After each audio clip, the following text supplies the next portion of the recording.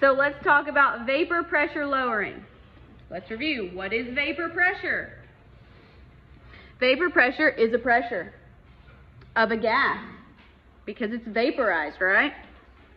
And it is the gas that is above the liquid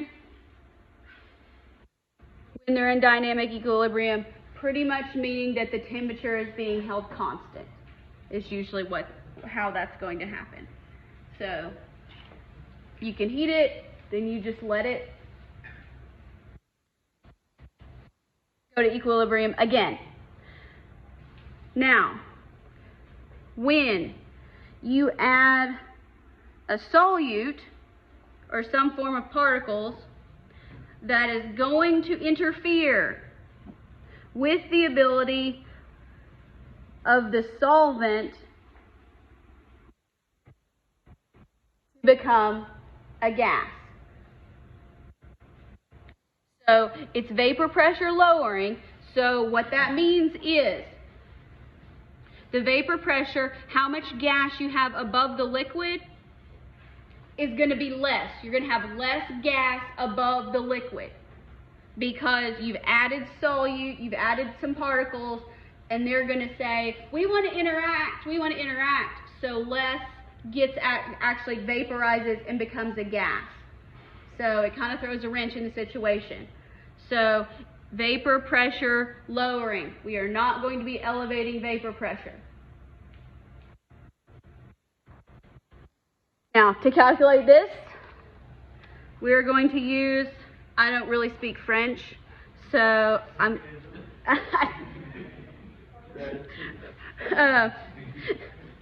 don't know. I'm probably going to say it all together and butcher it, but we'll call this like Raoult, maybe? I don't know. Law for non-volatile solutions. What it's called doesn't matter. I'm going to give you the formula. We care about the formula. Okay, so the pressure of the solution is related, so X of the solvent times P0 solvent. What do all those variables mean? P solution stands for the vapor pressure of the solution. That pretty much makes sense. So P is for pressure, solution is the solution. Okay? X of the solvent. What does X with a subscript mean? What type of concentration unit? Mole fraction. Yes. So that represents the mole fraction of the solvent. Because the solvent is what is going from liquid to gas. That's what we care about. And then P0 of the solvent represents the vapor pressure of the solvent at the same temperature.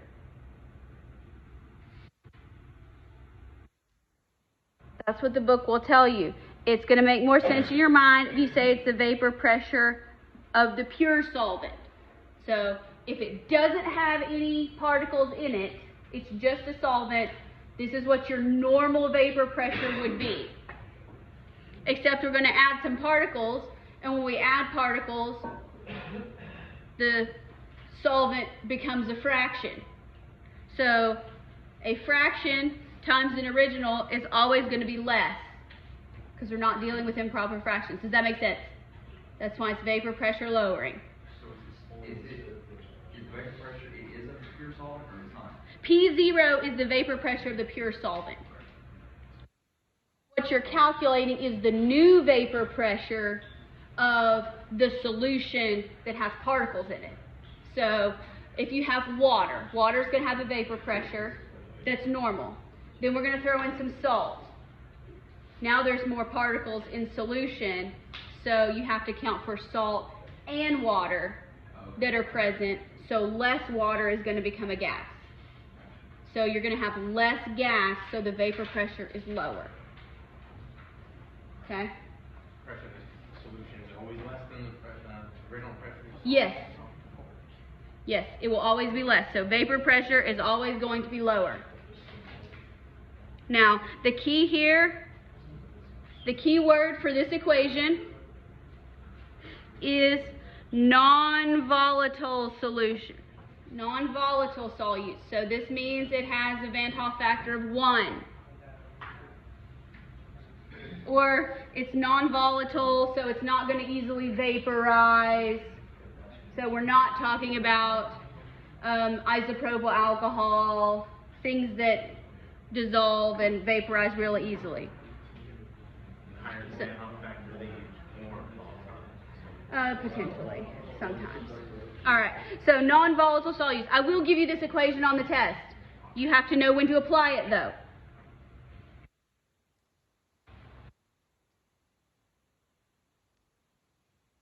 And most of these problems, if you see them in the packet or in the example, it will tell you this is a non-volatile one. So you don't always have to intuitively know that, because I don't know the volatility of every single substance that's in the lab either. Okay, so we're going to calculate, let's try it. Calculate the vapor pressure at a temperature, and it has 99.5 grams of sucrose. There's the chemical formula. 300 milliliters of water. And our vapor pressure of pure water is 23.8 torr. What do we do with torr? Same thing as atmosphere, isn't it? Millimeters of mercury. I hate torr. So I rewrite it as millimeters of mercury. You can put torr if you want to. I just think it's stupid. As for why you should have another unit for something that is exactly the same. So then I'm going to give you the density of water. Okay, so we know that our pressure of the solution, let's just get started here, equals mole fraction of, what's our solvent here? Water. It's the liquid that's going to vaporize. So water, this is how I get oriented to the problem, times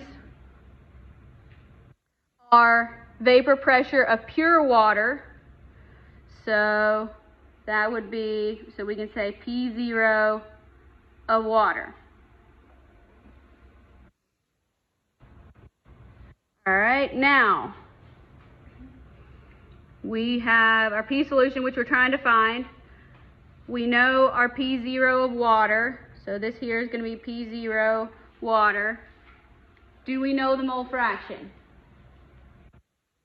Not yet. Not yet.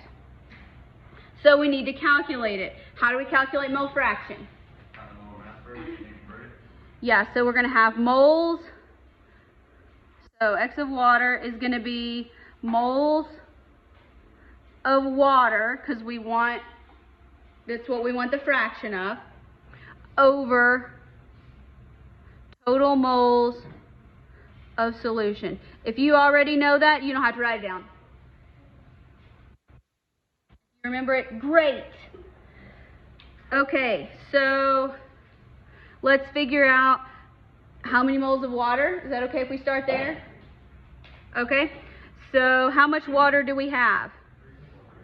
Yeah, so we have 300 milliliters, which most of you did the conversion in your head, which you should, but for completeness sake, I'm going to write this out. We get to grams using the density.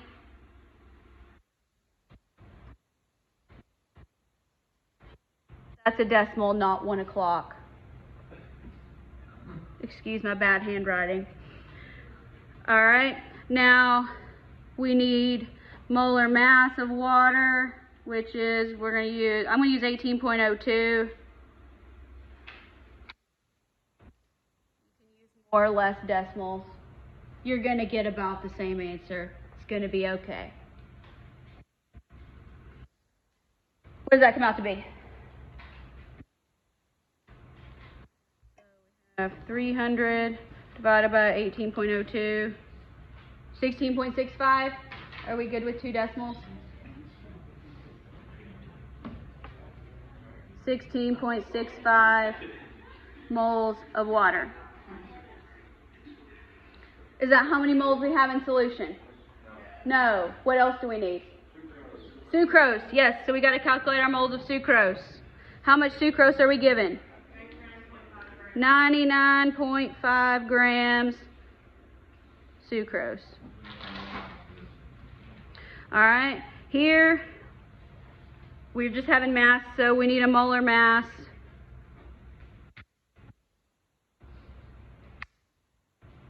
Help me out.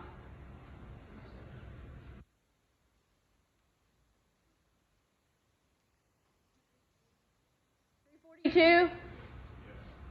Okay, 342 works for me. If you want more or less decimals, go for it. Alright, so 99.5 divided by 342, 0.291 moles of, I'm writing sucrose because I don't really like writing the chemical formula.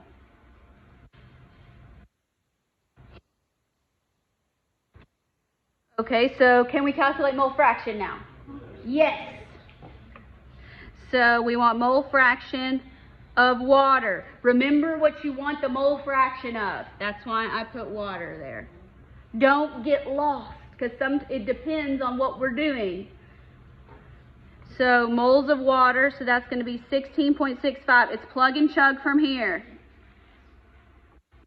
All right, what goes on the bottom? 16.65 plus 0.291. All right, so you can do this in 2 steps or you can use parentheses.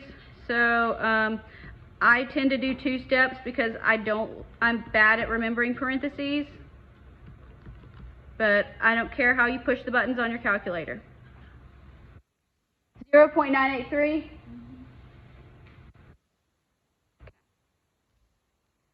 So 0.983.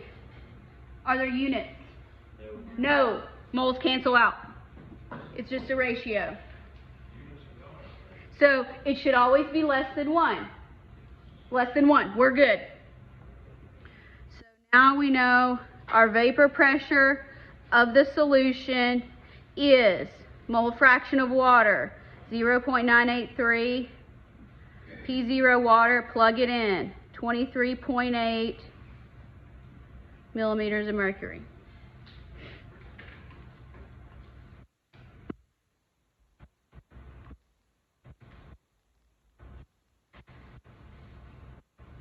$23.4.